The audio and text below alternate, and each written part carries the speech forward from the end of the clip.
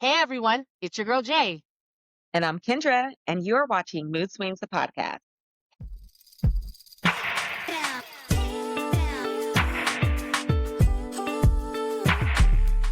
Hey girl, hey. Hey, Ooh, how are I have you? not spoken to you since, well, I mean, we've spoken, but we haven't Yeah, got a chance to actually really get together since my birthday party, which was yes. Munzo. I don't even know what I just said. Munzo. I'm just a rapper, but I am super excited to talk to you because I missed you. And you know what? We're really behind on our podcast. So I just We are want so to behind. yes, a shout out to our faithful listeners who actually reach out to us and see, hey, what's going on? When's the next one happening? It just was a lot of shit going on between me and Kay in these last 2 weeks with my birthday and her flying back and forth from the Bay to Vegas. It was a lot that we had. That's a Now, we do lot. actually have a bonus reel that we will be putting out as well, which we did record during my birthday. Both of us were litty like a titty, so I think it's gonna be a funny one, but it's gonna be it's because and it was and I really enjoyed that one because she had trivia for me for my birthday, and so it was just like straight shot. You ask a question, I gotta go just come at with it. So we will go ahead and put that bonus footage out there because there are some really good pieces. But we did kind of go all over the place because we actually had people We had a in our studio studio. audience. Yes, we had a studio audience, and they got a little rambunctious. So a lot of the audio was kind of meshed together. So but we were able to get a good amount to share with you guys, and I think you guys Yeah, fully enjoy it. yeah. So That was a fun show. yes, but now we are back on a regular format. Kay's in the Bay. I'm back in Vegas, and we will be continuing on here. Now we do have one question though before we start the show. Do you guys like to continue to see us? Because we work really hard to try and get the visuals up on YouTube, but we really focus on getting the audio up and running on all platforms.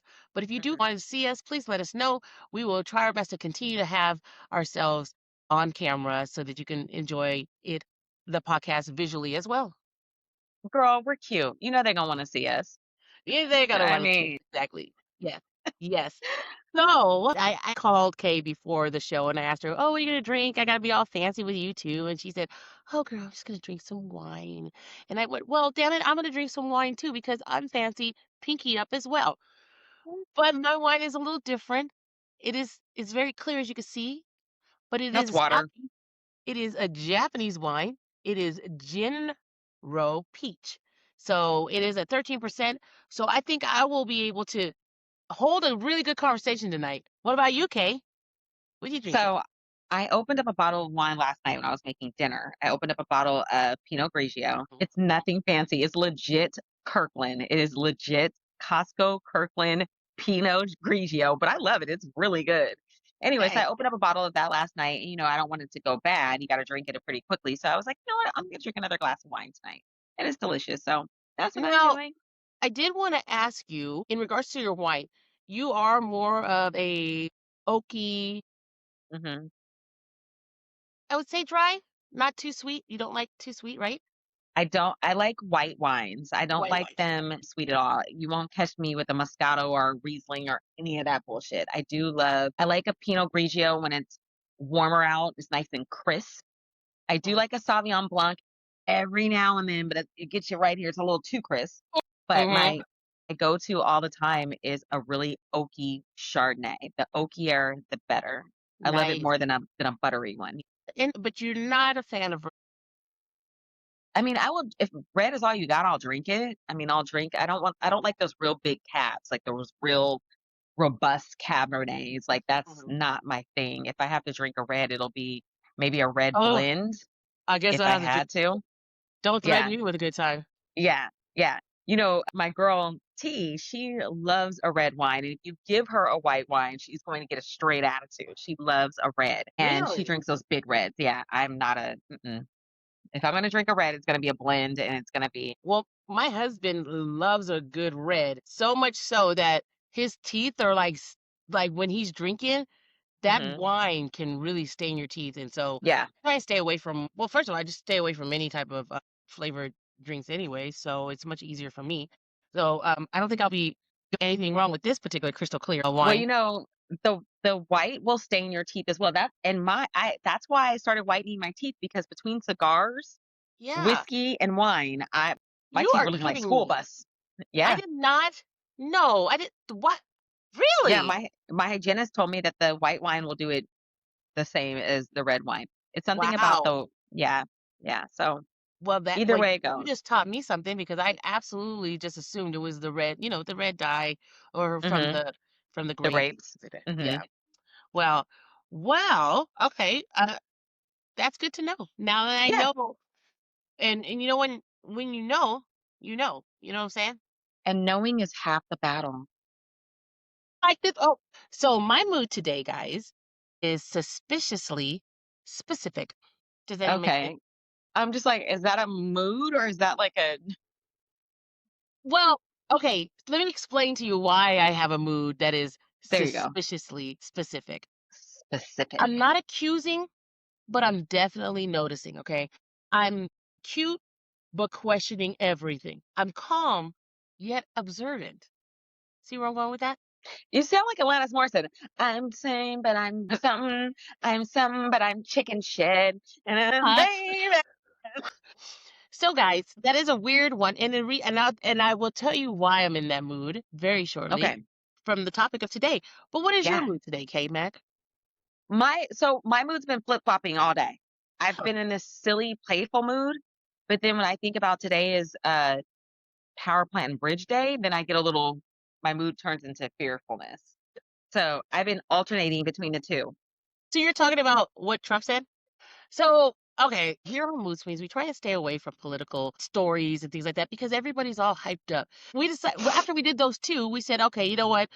We got enough of that shit that's going on every day. Let's try and do other Oh things because I mean, every time I open my Instagram, my yeah, Facebook, it's yeah.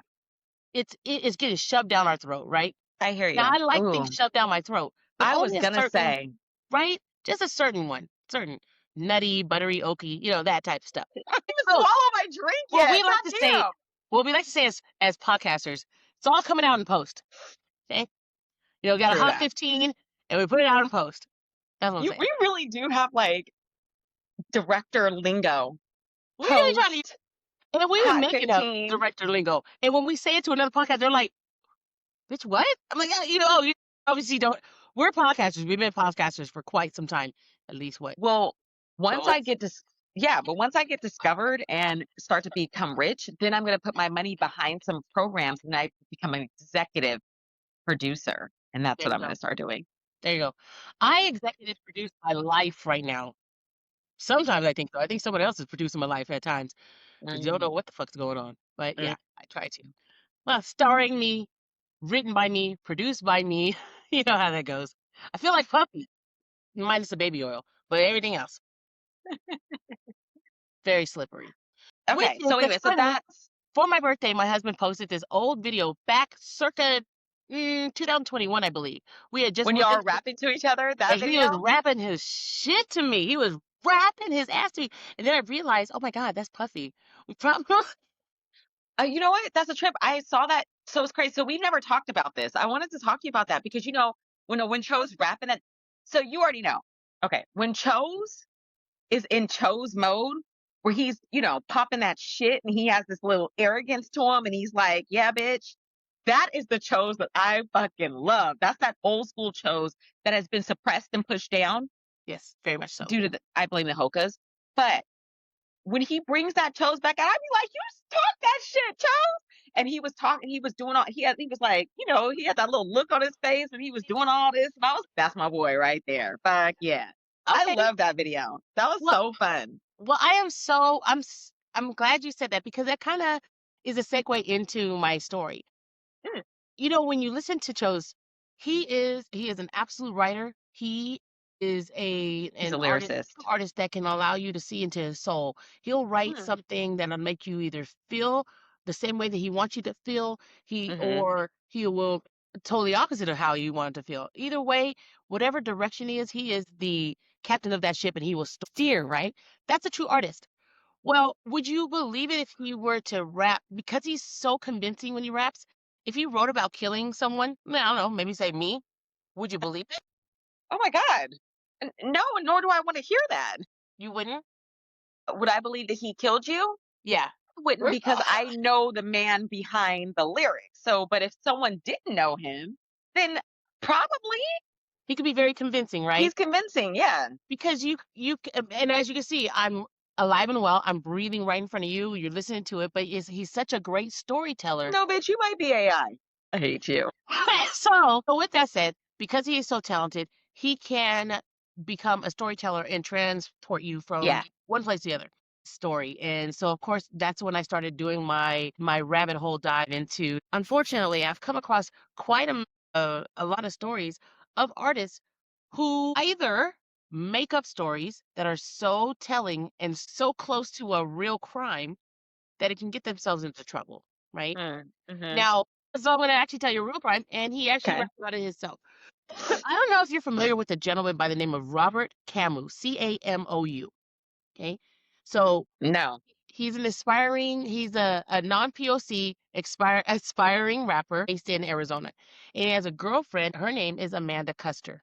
The two were in a relationship, and from the outside it looked normal, but behind the scenes, it was reportedly very toxic and volatile. Mm, Okay, that's too bad. now I'm going to go over a couple of other scenarios. And it doesn't have to be about an actual relationship. It's just about the crime that occurred and the lyrics to which really fit that crime that turned into a court case. So Amanda Custer was found shot to death in her apartment Aye. in Aye, 2021. aye, aye. Okay, let me just get right to it. Okay, she had been shot multiple times, and investigators quickly focused on Camus. Why? Well, first of all, he was a boyfriend, and you always go to the lover, or someone in the relationship. Yeah, If sure. I end up dead, girl, you know who to go to. I'm just saying. Same. Same. Right, right. Okay. Same all day. So, and then he was one of the last people that was connected to her, and the relationship had tension and conflict. What made this case go crazy? Well, after Amanda's death, Cameron recorded and uploaded a rap song onto YouTube. And this is what changed everything. Why the song mattered? Well, the investigators noticed that the lyrics described a violent confrontation, a shooting, emotional details tied to the act, and the timing was that they released it after the murder. Prosecutor, the prosecutors Hmm. are Jen, get the word out. The prosecutors are You big. said it, prosecutor, right? Prosecutor. First of all, I know you ain't trying to tell me how to spell pronounce that word. Okay, Miss Lispy the Lisper. Shut up. Prosecutors argue that this wasn't storytelling and this was him revealing what he did. So Well, the what are confession, I know, girl. So when I watched the video, the guy was all, "Yeah, I'll kill my girlfriend. I'll bury her in the desert." Then you see all the names behind him. Like the song wasn't a clean "I did" a statement, of course, but it allegedly included references to pulling a trigger, of rage and conflict with a woman, details that mirrored the actual crime, and that's what made it powerful in court. And it lined up too closely with oh reality. shit. I know. So now, again, we have an imagination. We can write a story and again, like bring you from here into outer space. And it sounds like this is what, majority of our artists are trying to do. But sometimes it's really easy to sing a song about reality or something that happened. You don't even have to make anything up because it happened, right? So, But the flip side of that, though, Jay, is that if you are an artist and you're a storyteller and you've gone through something traumatic and you're grieving, it's just, how is that any different than when Taylor Swift, they always talk about how Taylor Swift puts all her bad relationships into a song, right? But yeah. how do we know that this guy isn't traumatized from his girlfriend or significant other being killed? And so he's like, I'm going to rap about what I feel like could have happened. You know what I mean? How do we know this is really a confession? Well, you have a point. To me, I wouldn't put myself as that person who was the murderer I in hear the that, song. but You it know could what I'm still saying? remember. But listen, remember Stan? The tea's gone cold. I'm wondering why. Remember Stan? Yeah. And that shit was like a journey. Like you went on that whole journey with Stan and where he Yes. put the dude in the trunk or the whole thing. But Mhm. Eminem never did any shit like that. He just told a creative story from a crazy fan's point of view. Think how you know, I don't know, but right? I'm like, maybe this guy, Custard, what's his name? Maybe Camou was kind of mimicking that same type of storytelling. I don't know. I feel like it's too close. I feel like it's now, was it in bad taste? Absolutely. Your significant other was just killed and you put out a song saying about a confrontation and a fight. But I also feel like, people that have dealt with grief, Deal that with it might be their differently, outlet. and I Yeah. totally get that. But again, so I'm gonna speak to a couple of other ones, but I'm gonna after this one, I'll go ahead and tie this one to one of the most current cases that had just hit our media within the last year. That singer David Oh, D yeah. 4VD, right? Yeah. Weird. So Yeah. and his girlfriend's the 14-year-old Celeste. So that's why I want to kind of tie that in because look at that situation, right? So, well, let me just tell you what the case against him was. So, the prosecution built the case around physical and circumstantial evidence, his connection to Amanda, and his behavior after the crime. And Mm. the song has psychological evidence, and they use it to show mindset, admission, mission style language, and lack of remorse, Psychological evidence. I've never heard that before. right? And now this makes me think because this happened a couple years back, did they use it the same tactics to prosecute David, right? Mm. So, well, the verdict was in. He was convicted of a first-degree murder. The song Mm. became one of the most talked about parts of the case. And why the story hit so hard? Well, it's art versus reality. Mhm. This is one of the clearest examples of where it's just music turned into it might be evidence. So Mm. this is happening again. I have other scenarios, and it has nothing to do with relationships. It's just true murder that may have occurred, right? Um, I know, and it's so crazy. And I just don't understand. You can rap and sing about anything else, but if you committed a crime, sing about something other than that. You know what I'm saying? Say, what? It's reminiscent to, I didn't kill my wife, but if I did, this is how I would do it. That's what I'm saying. So the relationship dynamics is domestic tension, emotional escalation, and a deadly outcome. She ended up Mhm. dead. Now, I'm not even sure what, they don't dive deeply into their actual relationship. I'm sure the case does, but I'm only Mhm. doing high level because it's just very intriguing to me. Guilt that had you write it as a Mm. actual confession because you feel sometimes I watch so much CSI and SVU and all that, and I know that just having to be able to confess it to someone because the guilt is eating at you at all time. Now, to everyone on an album, crazy. Could have just told it to your best friend, but he decided to put it on wax. Okay. So I know. Self snitching culture. Let's talk about that. Mm. This case gets brought up on a lot of conversations about rappers incriminating themselves, oversharing in music, and ego and storytelling crossing into Mhm. reality. Now, again, Okay. like we're listening to NWA. Now he said, "I'll pop that nigga in a court and put him in the trunk," but he really didn't because that's what we just in that particular um, realm of rap, gangster rap, we talk about murking people all the Yeah. time, ravaging Biggie, your daughter's countries. tied up in a Brooklyn basement. Yeah. Face it, not guilty. Yeah. There you go. And so that's where again, there's a fine line between creativity and entertainment and actual real crime. So, so this wasn't a mystery because he may have told the story himself because what you just see right here, it just came out into play in the whole song. So if you guys are interested in hearing the song, let me get the name of I it. wanna know the lyrics. I mean, do you have just, like, a little bit, like a snippet of the lyrics that they used to convict him with? I'm just like, what are the lyrics? Like, what did he say in this song that they were able to use it? And how is that? I have so many questions about that. I have so many moral. I don't know. I don't know if I'm hook, line, and sinker on that though yet. Now, what's crazy is that the lyrics got to be somewhere, right, for them to get it, but they said that they weren't officially published in full by the court or widely released in the verified transcripts. So there's no reliable word for word public record of the exact lyrics. And that's what's crazy too, though. If we are in the court of public opinion, we need to see those Yeah. lyrics so that we can kind of, see Okay, well what are then we that doing. tells me then they had more than just lyrics, because if they didn't go off of just lyrics, they had actual physical hard evidence, because if they're not going off of just lyrics. But what's funny is it says that the song was mainly what they used to prosecute him. Yet they haven't. That's crazy. Right. Like, when is And that? everything should be public knowledge once it goes to the court, right? Unless they seal it. He's older. He's an adult. I just feel like that is such a slippery slope when we're using creative expression as a way to charge somebody with some sort of criminal activity. Mhm. Now, I know murder is one thing, but that's just like, what's that song that came out a couple of years ago? The girl's talking about she's in the back of the cab and she's sniffing coke. All her friends are in there sniffing coke, and she has an English accent. AY. How's that? AYE. What's that lyric? And back in the day, for a sip of champagne. Right. So, okay, that may have been creative expression. So are they going to go and get her because they're like, oh, you and your friends were in the back snorting coke. Like, we're going to come pick you up now. Oh, I feel I like don't it's know, such but a I slippery slope. absolutely believe Miley when she said, "Everybody in the bathroom in a line to get a line in the bathroom."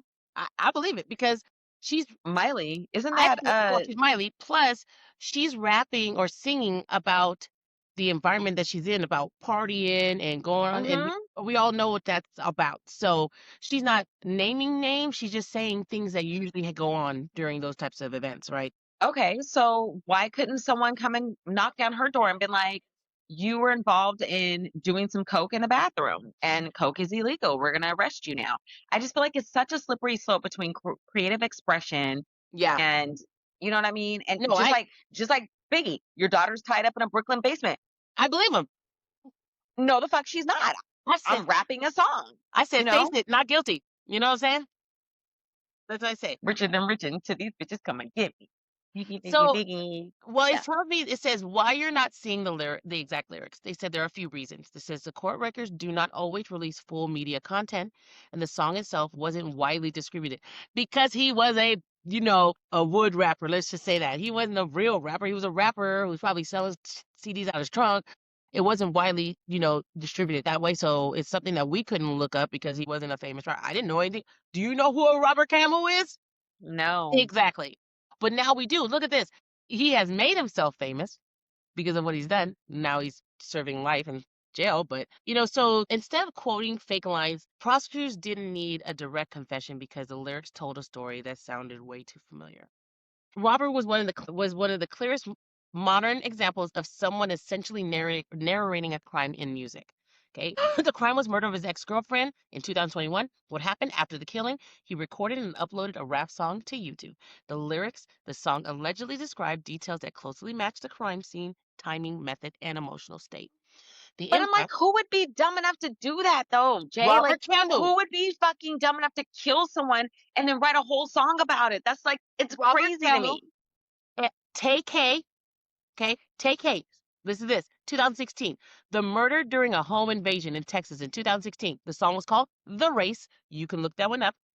Tay-K literally recorded the song while on the run from the police. And the lyrics were bragging about evading law enforcement, referencing violent acts tied to the case.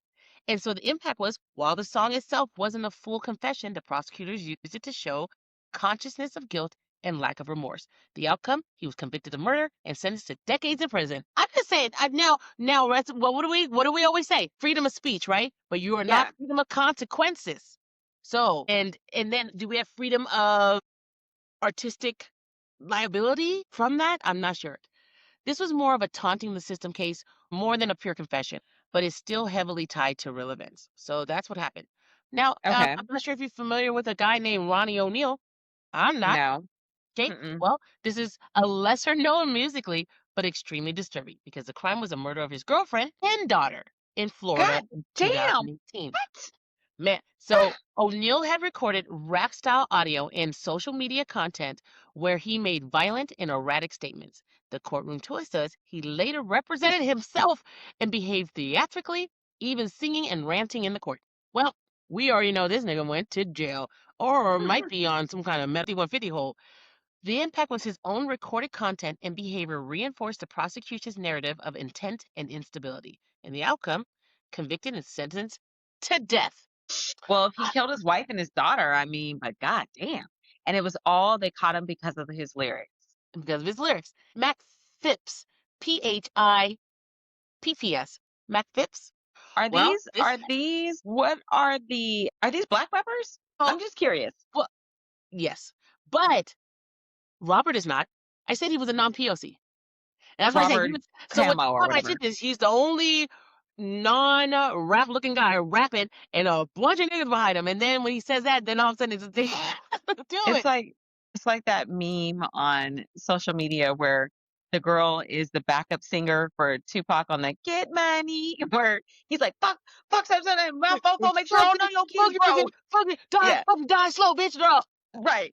And she's like, We gotta Get get the fuck out of Money. here. Like, yeah, like, get the fuck out of She's like, here. you gotta go to and you and Tasha. That's Bone Tyson Harmony, stupid. That's hella funny. Tasha. So, right, let me finish telling you about Mac, okay? Okay. But this one flips the narrative. The lyrics used against someone who may not have been guilty. So, the crime was a murder of a 19-year-old in Louisiana in 2000, and the lyrics reference shootings and violence. The issue is the prosecutors used the rap lyrics to portray him as a violent person capable of the crime. The impact? Lyrics were treated as character evidence, not a confession, but still influential. Okay? Mm. So the outcome, Hmm. he was convicted. He was later released after serving 21 years with the evidence unraveled. Bitch. Unraveled, showing that he wasn't the killer. That's what I'm saying. And That's why I'm saying this is he goes this, dangerous. and I was rapping about it all the time. But I bet you anything.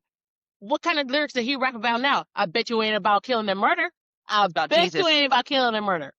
But that's what I'm saying. This is so dangerous. As Jennifer, you and I are both people that are creative. No, we don't rap, but we are creative Well, people and we well, use our creativity. What? I mean, I don't I got rap. my own. You know what I'm saying? I got my I own. don't rap, but I'm just saying, but we use our creativity to express what's going on in our lives. Like, Yes. when I was like sculpting shit, I sculpted black women with head wraps that look like me. And you know what I mean? Like, you are using what you know in your environment to put out creative things into the world, right? Yes. So I feel like if you are in an environment that is violent, unfortunately, you rap about violence. If you're in an environment where you're selling dope, you're rapping about selling dope. You're rapping about being a product of your environment and what you see. And I feel like for all whatever your creative expression is. You're going off of what's in your environment. And you could be simply just talking about what you see in your day to day environment. It does not make you a guilty person. I don't like that. I feel like that's a slippery slope. Well, why I say this? The prosecutors did not grow up in that environment. So what Yeah. they're hearing is, and they see the Sounds like visual real of violence, violence. it's kind of like a stereotype, right? I don't Right? like it. Yeah. So I, I don't like it either. But well, I don't like. Well, first of all, I don't like rap like that in the first place. So it's such a visual in your head that you can actually see like violence in your head. We turn on the TV and you see that through the minds of producers and directors as well. But do they go to jail? exactly. That's what I'm saying. Go Because to it's jail? created. Who is saying, like, you could watch the scariest, most disturbing movie ever, right? Hmm. There's still a human mind that made that up. There's a human mind that brought that. I'm talking about before AI. There's a Yeah. human mind that created this and thought about it. I actually heard a story on TMZ or something like that. And there was like a bunch of Hollywood directors. I don't know who they are. I can't even quote their names. But they were having lunch and they were talking about the plot of this new movie that they were producing. And it was a horror film. And they were talking about really horrible things happening in this movie. So much so that someone that was listening a table down ended up calling the authorities. And they came to this restaurant where these directors were talking and was like, what the fuck's going on? And the directors have to tell them, we are producing a movie. So the point I'm making is that this creative output, and it could be the most disturbing shit you've ever heard in your life. It doesn't mean that it's not an expression of guilt. I mean, it doesn't necessarily mean that it is a confession of guilt. So if there was a crazy person talking about his whole plan to murder his ex-girlfriend and his Hmm. family, and someone calls police, all he has to say is, "Oh no, I'm writing a story. I'm writing a book." Yeah. Yeah. There you go. I'm not saying that that's not the case every time, but I'm saying that it is a slippery slope. And I think there needs to be some sort of safeguards in place if we're going to start prosecuting people off of creative expression. True. I just think there needs to be something.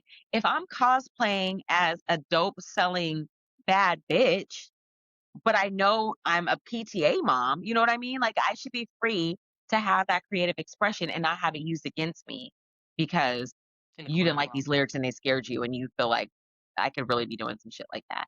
Okay, well then let's not talk court, but let's talk court of public opinion. Mhm. Again, back to the book. I didn't kill her, but if I were to, here are all the This is things how I I was do gonna it. do it with, and here's all the details. Yeah. What do you think of that? Well, in this Is that case, let me give some artistic? context to our listeners. Yeah. So, way back in the day, I'm talking 90s, right? When right after the whole thing happened with OJ and Nicole, OJ came out with a book, but it was canned before it was ever able to really reach uh public. But he came out with a book, or it was either a book or a movie. I can't remember. Do you remember what it was? It was a Book book. or movie? Okay. And he titled it I didn't kill my wife, but if I did, this is how I would do it. And it was supposed to be I like mean, a exactly what I missed. fiction, right? It was supposed to be like a fiction kind of like his thoughts of how Nicole died. We were young at the time, but we knew enough to know that that was absolutely ridiculous. Why would he do that? Why would he come out with that? Now, I think in a situation, I think to us, the public opinion, we all thought, OJ, are you crazy? Do not come out with that. That is basically going to be a confession. But I think that OJ was thinking in his mind along the lines that I'm probably thinking along right now. Like, just because I say something creatively doesn't mean that I actually killed my wife. Now, can I say something about a story that I heard that made national news just a couple of weeks ago? Do you remember the rapper Afro Man? Because I got high. Remember? Yes, I was gonna that's dun, dun, dun, because I got high. that's a good story. Go ahead and Yeah. say that one. Yeah. So that guy, Afro Man, so the police came and they raided his home, right? They raided his home and somehow they got some tip that he was involved in some sort of illegal activity. I think it was selling drugs. They Hmm. came, they raided his house, and there was one particular police officer there. So Afro Man's mom had made a lemon pound cake, and he had it in a little cake saucer on his counter. And you see footage of when they came and raided the house. There was one particular officer, gun drawn, and he kept looking at the cake. He was like looking at the cake, like, "Damn, that looks hella good." You see him physically doing a double take. So after The it was all cop. done, say it again. The cop. So Hmm. after it was all said and done, the police didn't find any evidence of drugs. Nothing happened. They basically just left his house and was like, "Hey, man, sorry." But they ransacked it. It was a mess. His children were there. They were traumatized. It was a lot of damage done, right? So Afro Man was pissed about this. And he used his creative outlet and wrote a series of songs talking about this police officer. Well, this police department as a whole. But particularly, he talked about this one officer that kept looking at the pound cake and he started referring to him as Lemon Pound Cake, Officer Lemon Pound Cake.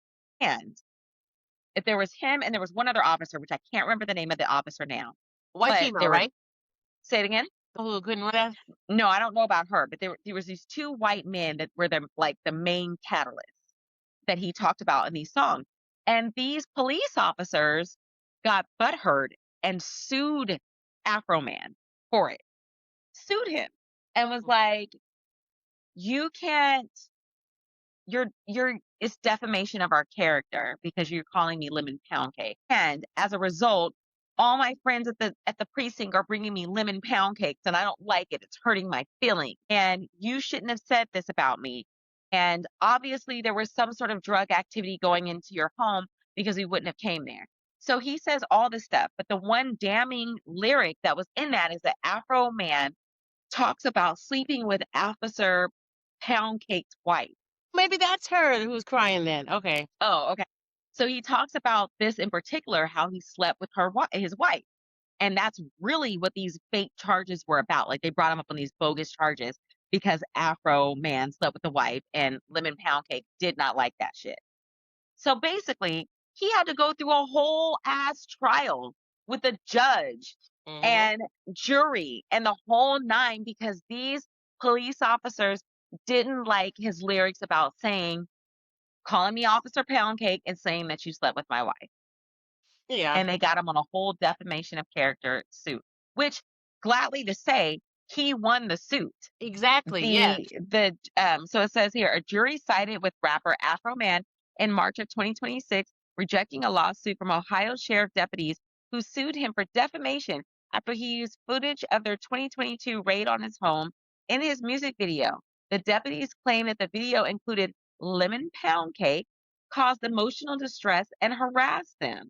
So that was part of it. And also, again, about the wife. So I'm just saying, if we're able to, as a society, start condemning people or start bringing them into court, charging them for charges, doing whatever it is that what we want to do that's going to do some sort of harm to this person, all based off of some lyrics, Um, then everyone knows I love trap. That's not a secret. I love me some trap. If that's the case, every song I listen to, come and get the artist because they're all talking about crazy shit in their song. you know what's funny is that I'm trying to pull up a little more information on David, but for some reason it's like giving me like a block almost, telling me that, hold up, we want to make sure that we're, being as factual. And it says there's no technical situation between David and Celeste. Yes, it is. We're Is all it there. We were all watching it. is the trial still going on right now? Is that why they're trying to be very limited on what they're putting out there?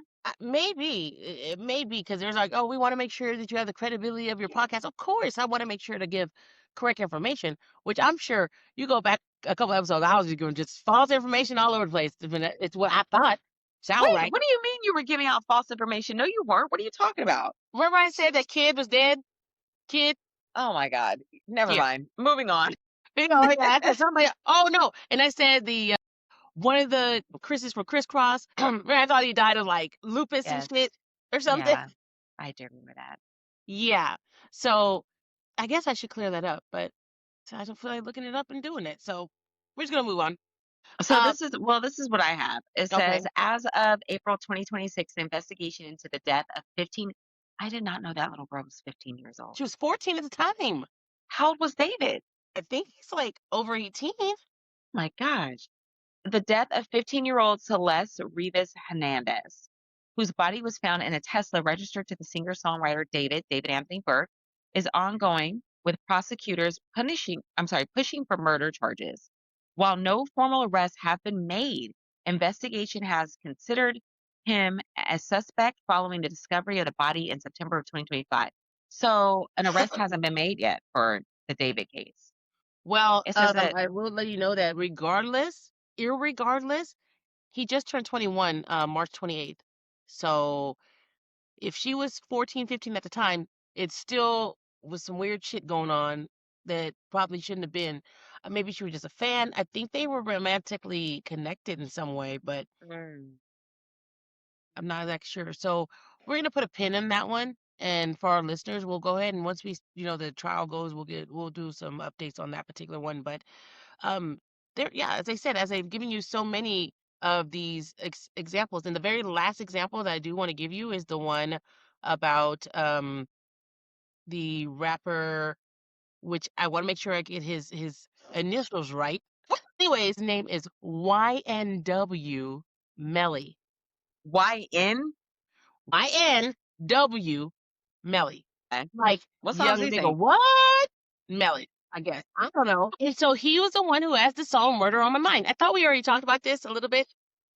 How's the song go? Murder on My Mind. How's it go? A Alexa, murder play on Murder on My my Mind by YNW Melly. Murder on My Mind by N.W. Melly on Amazon Music.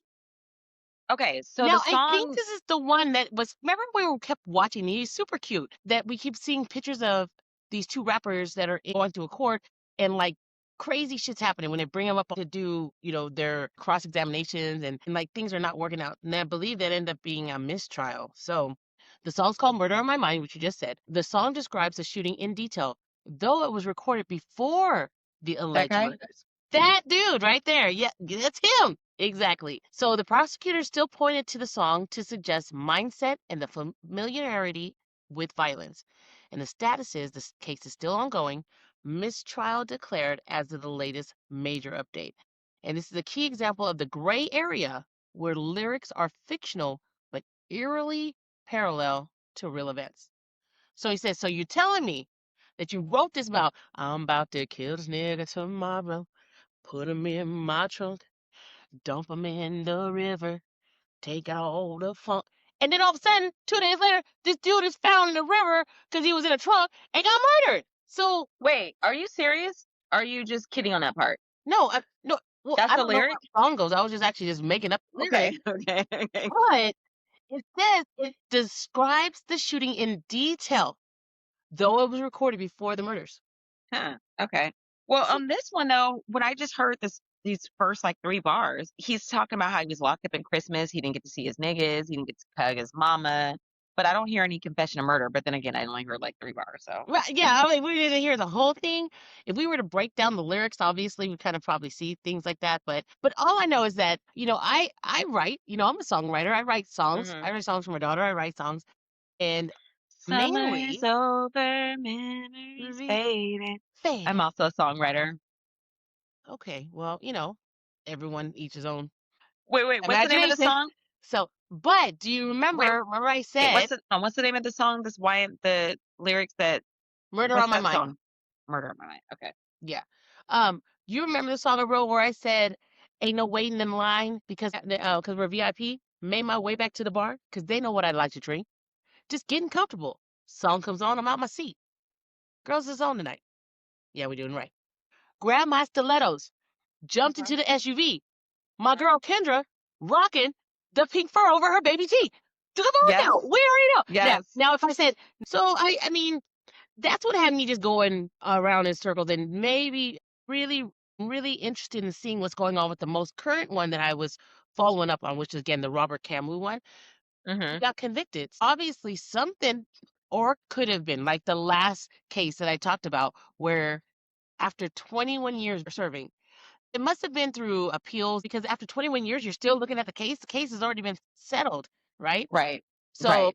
he obviously was still fighting to prove that he was innocent. But again, is it just a very unfortunate lesson to learn about in America what our freedom of speech really means? Does it really mean freedom of speech, not a freedom of your consequences? It's scary. It's scary. I mean, Yeah. So anybody could say anything. that was where I was just going with this particular one. I leave it to the audience. I want to hear what you guys say and what you guys think about that. Do you feel that artists that creates music in that manner can imitate life, but could just be creative imagination? Or it could actually really truly be a confession? We really don't know, right? I guess we leave Don't it to know. books. Well, that was a good one for me, okay, Mac. But I did want to That was also, a good one. since I am shouting out our listeners, Katie, I want to tell you that I just got a message from Cheryl. If you remember. Oh, okay. Yeah. Yeah. Okay. So Cheryl, and she just said, she wished me happy birthday and then that she listens to every single episode and she absolutely loves it. Oh. How cool is that, right? She says, I love your podcast. I listen to all of them. Love So I it. want to give you a shout out. Cheryl, yay, I did ask for your screen name so that I can give you an actual official welcome to the swing Yes. set. Listener to the swing set. Listener of the week is Cheryl. Yes. Yay, Cheryl, if you are Thank you, girl. We listening. appreciate that. Yes, I am super excited. I love the fact that you are listening. I hope that we aren't disappointing you. If you have any suggestions, please let us know because we definitely want to hear from you guys and we definitely want to keep adding to our swing set. Swing set. A lot of sets going on. We set tripping over here. So, K-Mac, what did you think of that episode? Wasn't it quite That was intriguing? it was so interesting. I had never heard of anything like that before. I didn't even know that was a thing. What did you call it? Psychological evidence? That was, yeah, I'm intrigued. I use psychological evidence on my husband every freaking day. I just didn't know we were calling it something, but yes, understood. So, yes, that was really good. Thank you for letting me know about that. Interesting. No, Always guys, teaching me something, girl. I know we are in a comedy genre. Mood swings, we talk about everything. And you know why? Because we motherfucking can. Because we're 50 years old and we can do what the fuck we want to. So, I'm not 50. I'm not 50. what she Speak girl, for yourself, please. this girl 50, she class of 94. She wanna be in there. So No, I'm not. I'm class of 95. I'm not 50. so I really enjoyed having that conversation with you and definitely do some follow up on there. But with Yeah. that, I'd like to tell you that I love you, Kay. Love you, sir. Cheers. Clink, clink, clink. I drank all mine.